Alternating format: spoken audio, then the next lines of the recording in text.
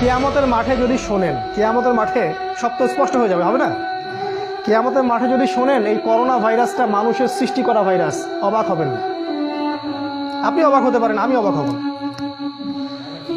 যদি আপনি শোনেন কিয়ামতের মাঠে যে এর পিছনেও ওদের হাত আছে, আপনি অবাক হতে পারেন, আমি অবাক হব না।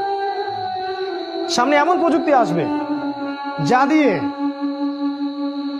দিয়ে এই আকাশের মধ্যে, এখন টিভি দেখেন আপনারা, আসমানকে টিভি বানায় ফেলবে তারা। আকাশের দিকে তাকাবেন, অনেক কিছু দেখা যাবে। সেখানে দেখবেন একজন ব্যক্তি এসে বলছে, আমি মাসিহ, আমার আনুগত্য করো।